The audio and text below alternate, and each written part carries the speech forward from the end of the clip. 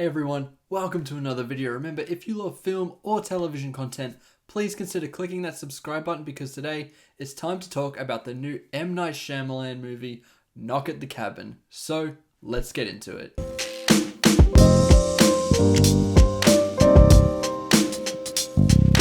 As you probably already know, M. Night is maybe one of the most insane directors out there, and I'm always fascinated watching his films. He will go and make a film like Split, which has great performances, a solid screenplay, and feels like a director who is in complete helm of the film. Then he'll go make something like Old, which feels like he has never made a movie ever, picked up a camera for the first time, wrote the screenplay on the spot, and said, "Let's go." He is very hard to predict, and with that, I wasn't too excited for A Knock at the Cabin because Old to me was so incompetently bad. So, is this on the good or bad side in terms of M. Night's filmography? I don't know. Yeah, it is. Well, not the best thing that he has ever made. I would say that we are back to seeing the extremely talented side of M. Night again. I haven't heard that much talk surrounding this film, surprisingly, and I think it could be one of those films that people forget about now and pick it up in a few years later and go, wow, this was actually really good. A Knock at the Cabin is maybe M. Night's most least ambitious film in a while, and I think that's a good thing, and I'll explain to you why. I think M. Night is the type of director who has really excellent ideas. I mean, even his terrible films have an interesting premise that draw you into the film.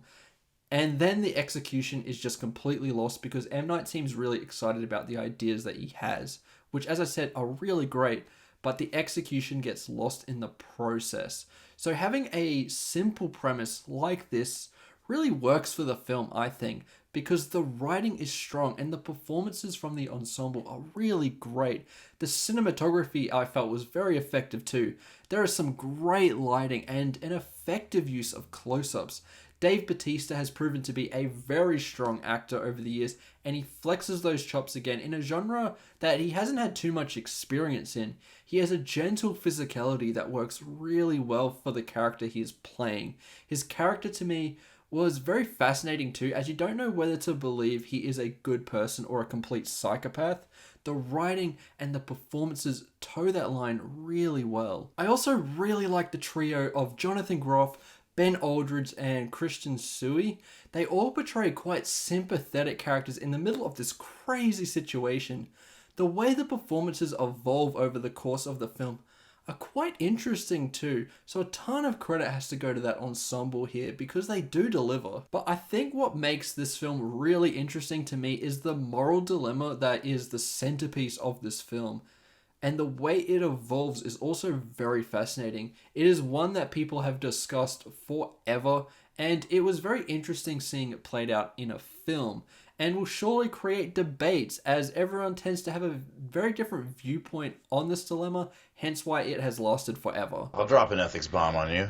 Would you steal bread to feed your family? The apocalyptic elements that this utilizes in the film are also very interesting and make this intriguing to watch. You don't know what is really happening, and you're just kind of drawn into the experience, but as you peel back the layers, it creates a very interesting film. However, with that said, M. Night's films usually have a shock revelation or huge twist that changes the outlook of the movie completely when it's done.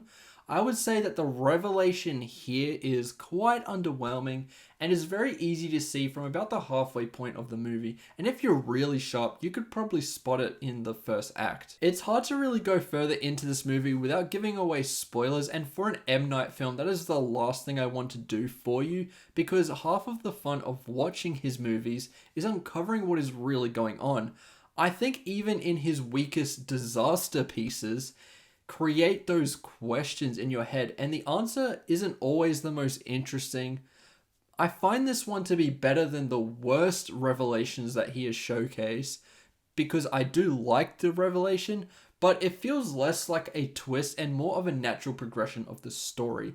It is strange how restrained M. Night feels at times here, and I think for this case, it created a tense thriller that is worth your time and still feels like an M. Night film in the process. Overall, I think Knock at the Cabin is worth your time and is better than a fair amount of M. Night's films. I would actually say it is one of his best, and I have seen 6 of his films now.